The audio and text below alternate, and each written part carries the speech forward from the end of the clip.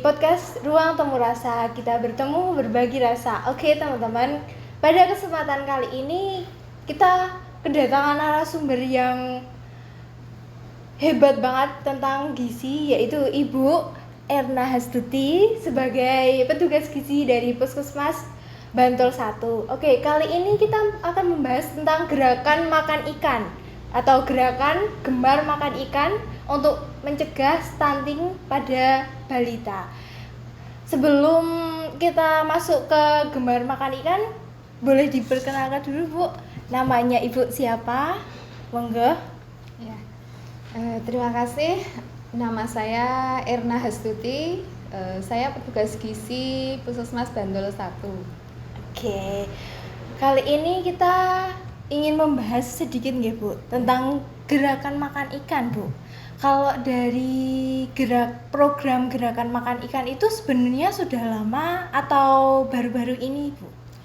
Kalau yang program gemar makan ikan itu sebetulnya sudah sangat lama ya, sudah beberapa tahun yang lalu. Berarti dalam program ini itu sebenarnya sasaran utamanya itu bisa dikatakan siapa saja Bu? Bisa pada ibu hamil, kemudian ibu menyusui, kepada balita juga bisa. Oke. Kalau dalam gerakan makan ikan sendiri atau gemar makan ikan sendiri itu sebenarnya tujuan utamanya itu untuk apa Bu?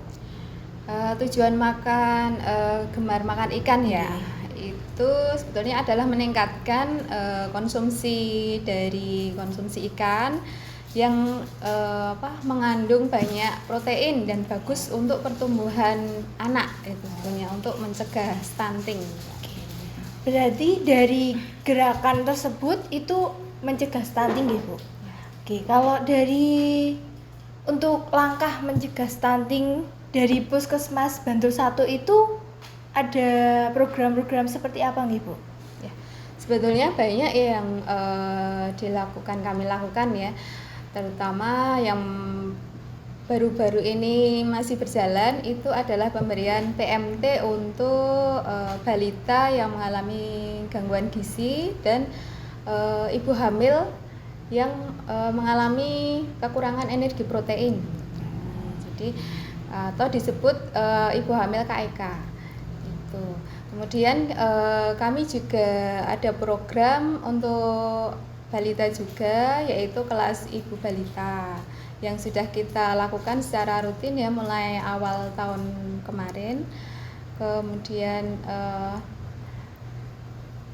mungkin itu. Oke Bu. Kalau dari ikan sendiri itu kan sebetulnya sebagai protein gitu. Ya. Tapi kalau di dalam keseharian itu kalau kita makan dalam satu piring itu biasanya disebut sebagai gizi seimbang. Gizi seimbang. Kalau dari Puskesmas Bantul 1 itu yang dimaksud gizi seimbang kalau dari satu kali porsi makan itu seperti apa Bu? Gizi seimbang yang bisa diimplementasikan itu ada disebut isi piringku ya. Jadi dalam isi piringku itu ada nasi, ada lauknya, ada sayur dan buah, juga ada air putih seperti itu. Dan nanti komposisinya tiap usia itu berbeda. Misalnya untuk ibu hamil itu nanti berbeda dengan dewasa yang tidak hamil. Balita nanti juga berbeda ya antara baduta dengan balita, seperti itu. Berarti dalam program gerakan makan ikan itu sendiri itu sebetulnya esensinya adalah proteinnya yang diambil untuk ibu hamil nih Bu, Iya, sama betul. balita. Iya. Oke. Kalau dari kan tidak semua orang suka ikan Bu. Iya. Tapi kalau dari ibu sendiri itu ajakannya atau mungkin langkah-langkahnya untuk dapat menyukai ikan atau menyukai olahan ikan itu seperti apa Bu?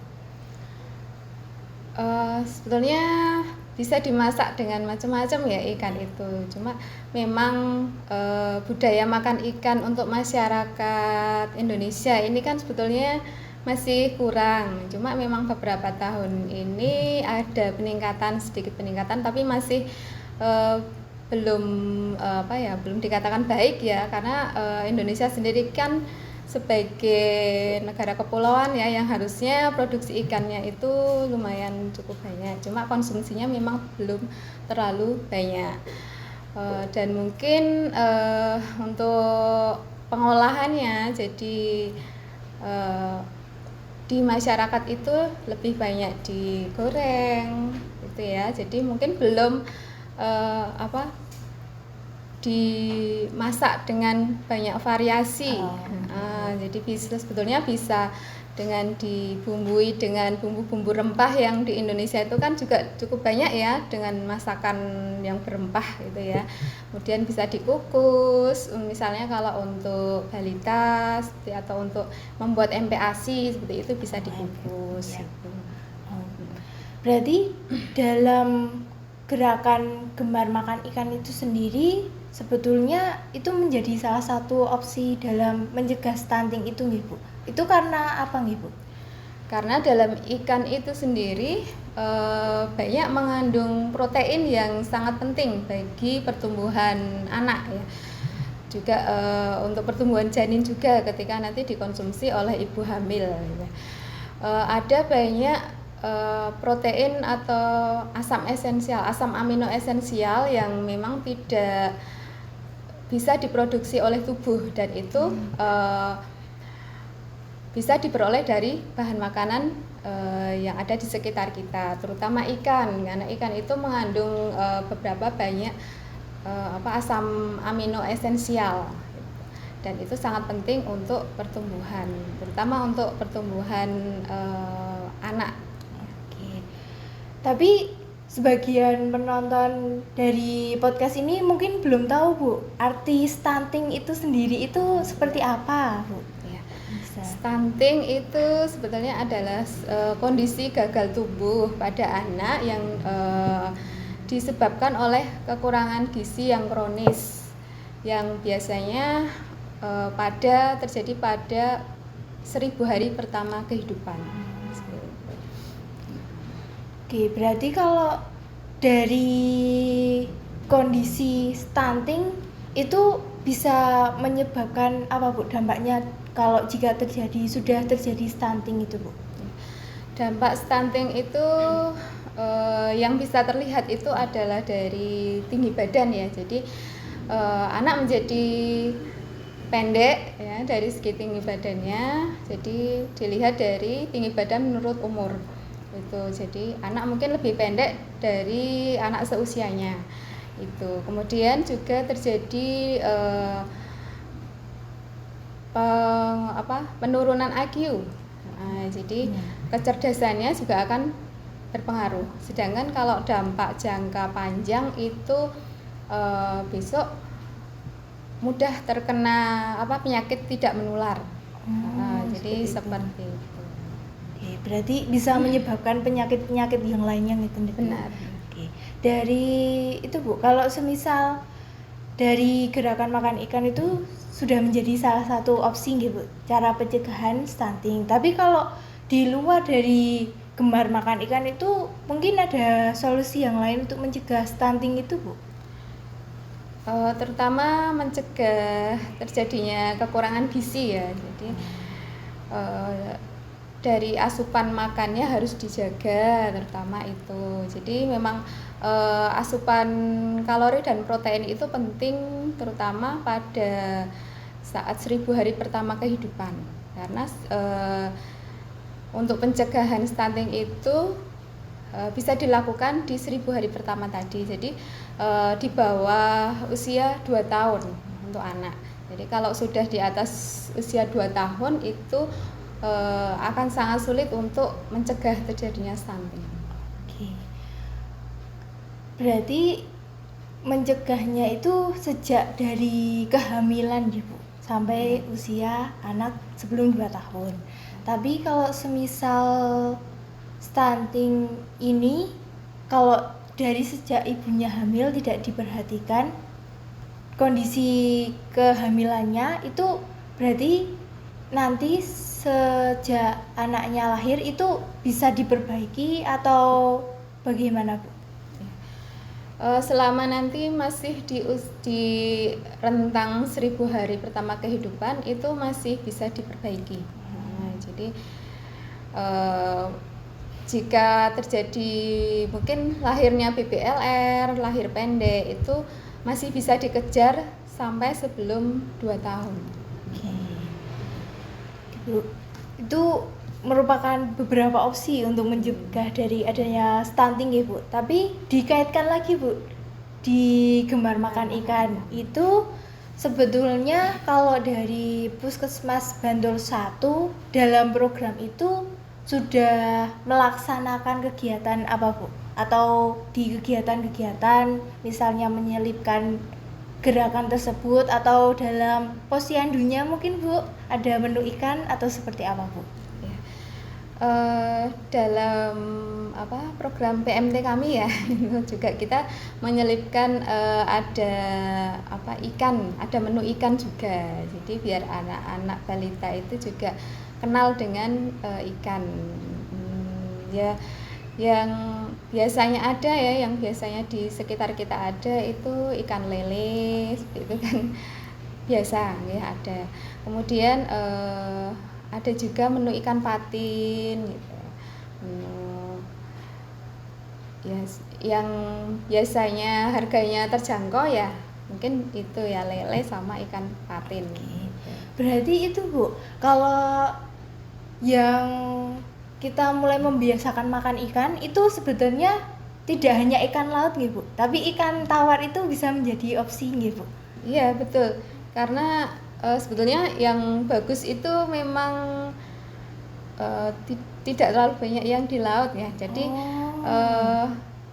ikan yang bagus itu, yang proteinnya cukup bagus itu malah ikan kembung.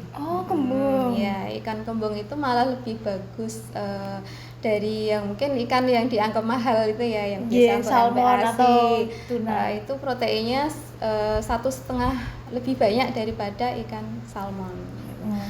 Itu kemudian ikan teri itu juga bisa digunakan sebagai makanan untuk MPASI maupun untuk ibu hamil, ibu menyusui, untuk anak balita itu juga bisa. Selain itu juga ikan bandeng. Bandeng juga bisa. Jadi sebenarnya banyak ya ikan ya yang ada di sekitar kita ya yang bisa kita konsumsi.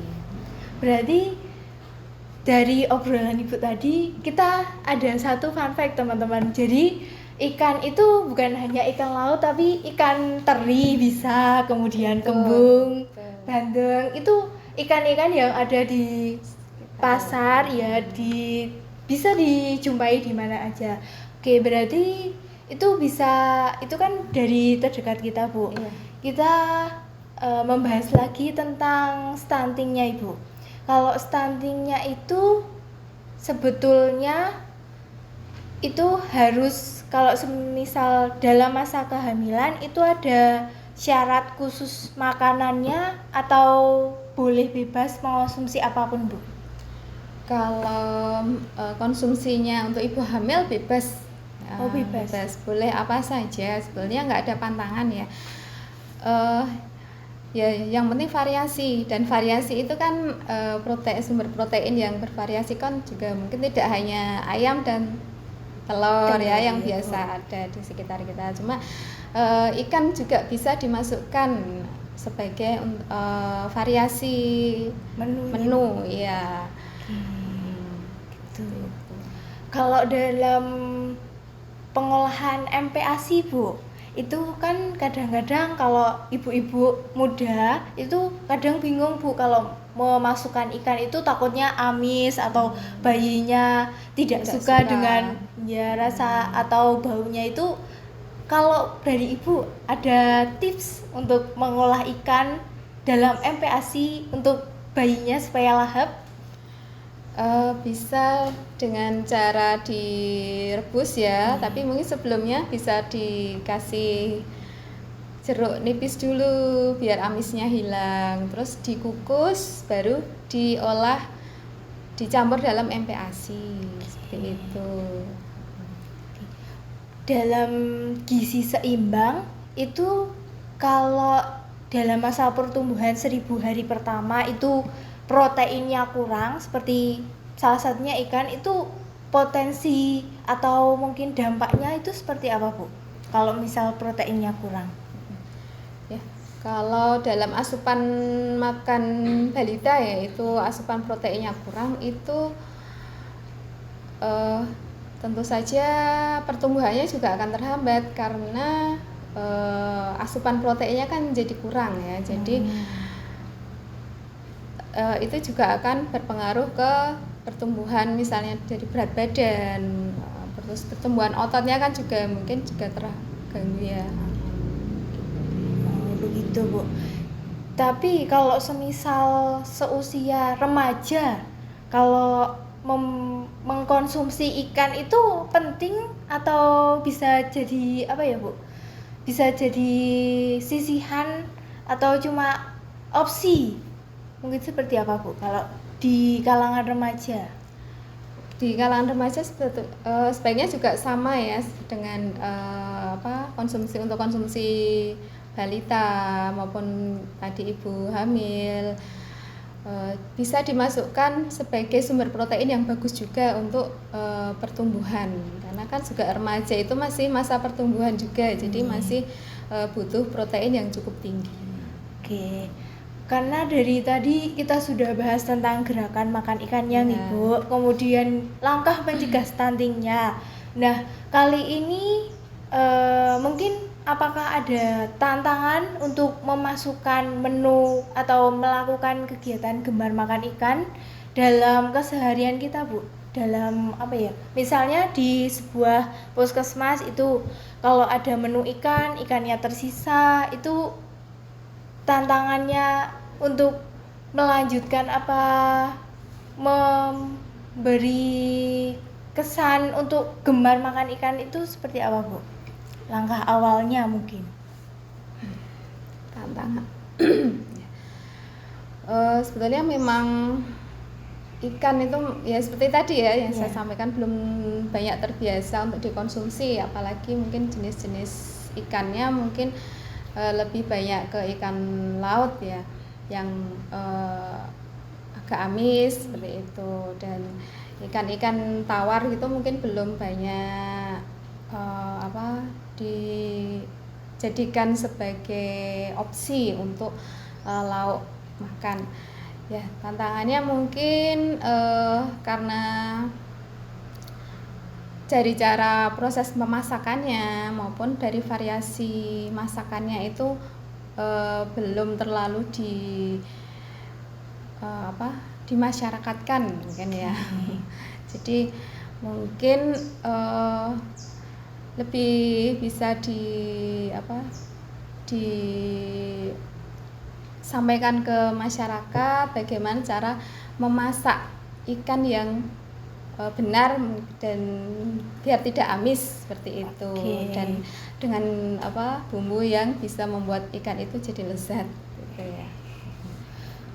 Misal itu, Bu, kalau pengolahan ikan digoreng itu mengurangi gizinya atau tidak, Bu? Kalau digoreng ataupun diolah sebetulnya itu ya mungkin mengurangi tapi tidak terlalu signifikan ya. Cuma kan pengolahan makanan itu nanti akan meningkatkan cita rasa.